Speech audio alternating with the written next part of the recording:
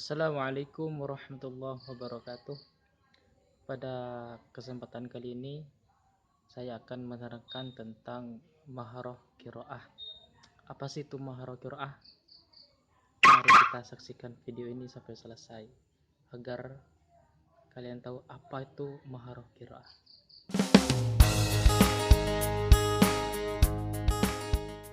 Tujuan mempelajari maharoh qiraah.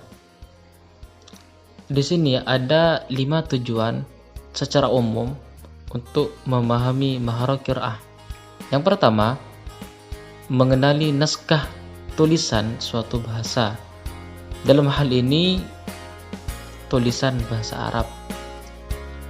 Yang pertama, kita dituntut untuk mengenali naskah tulisan bahasa Arab, bukan Latin.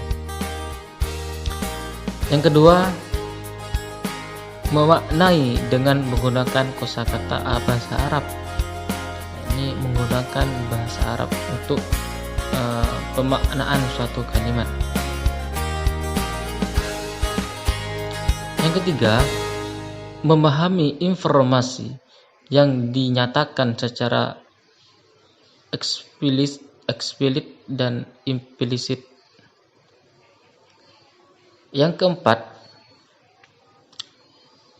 memahami makna secara konseptual, yakni sesuatu yang dibaca itu bisa terkonsep oleh kita sendiri, dalam artian kita sudah bisa memberikan kesimpulan apa-apa yang telah kita baca. Yang kelima, memahami nilai komunikatif dari suatu kalimat. Nah, itulah 5 tujuan secara umum mempelajari maharoh qiraah. Pengertian maharoh qiraah. Maharoh qiraah adalah suatu keterampilan berbahasa yang tidak mudah dan sederhana.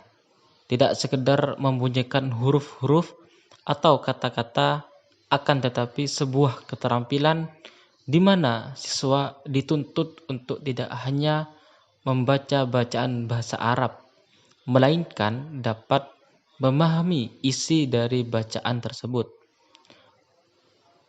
Siswa yang menguasai keterampilan membaca dianggap sudah memenuhi syarat standar jika mencapai indikator-indikator sebagai berikut. Yang pertama, siswa mampu membaca sebuah teks bahasa Arab dengan bacaan yang benar. Yang kedua, siswa mampu memahami bacaan secara benar. Yang ketiga, siswa mampu menerjemahkan bacaan dengan benar. Indikator yang terakhir, yang keempat, yaitu siswa mengetahui kedudukan bacaan setiap kata dan bisa menceritakan ulang dengan bahasanya sendiri.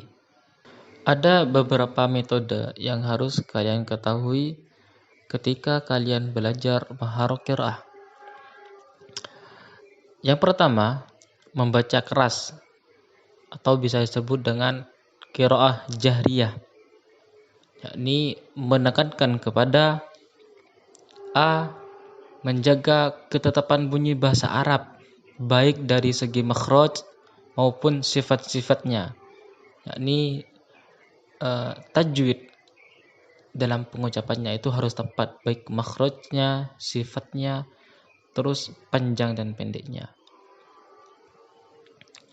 Yang B, ketetapan irama dan ekspresi yang menggambarkan perasaan penulis.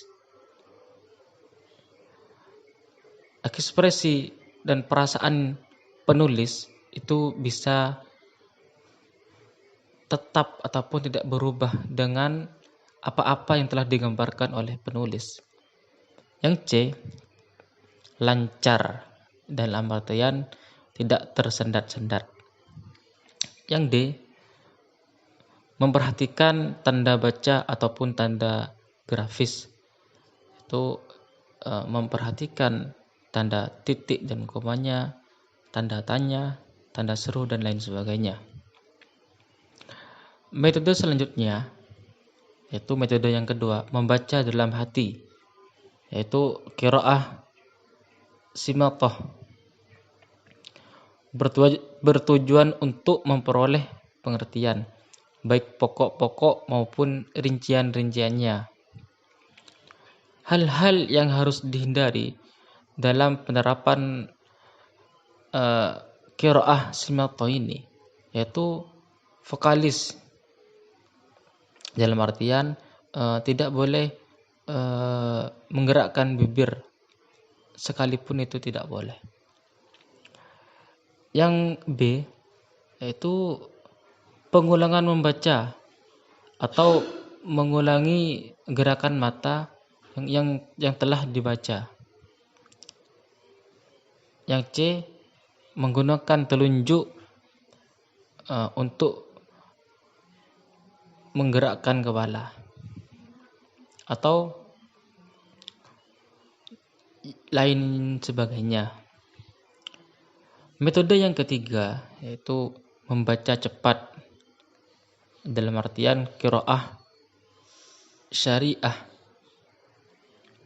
Dalam hal ini, siswa tidak diminta untuk memahami rincian-rincian isi teks, tapi cukup dengan pokok-pokoknya saja. Metode yang keempat, yaitu membaca reaktif atau bisa disebut dengan qiraah istimaiyah. Metode ini ada hubungannya dengan metode sebelumnya. Hanya saja tujuan metode ini tidaknya hanya siswa untuk membaca cepat dan memberikan pokok-pokok apa yang telah dibaca, tapi juga diminta untuk bisa menikmati apa yang dibicarakan. Metode yang terakhir, yaitu membaca analitis atau juga bisa disebut dengan qiraah tahliliyah. Hal ini bertujuan untuk melatih siswa agar memiliki kemampuan mencari informasi yang memperkuat ide utama yang disajikan penulis,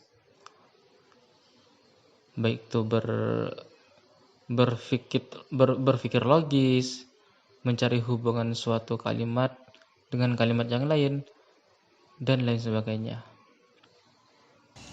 Mungkin cukup sekian penjelasan dari saya terkait maharah qiraah.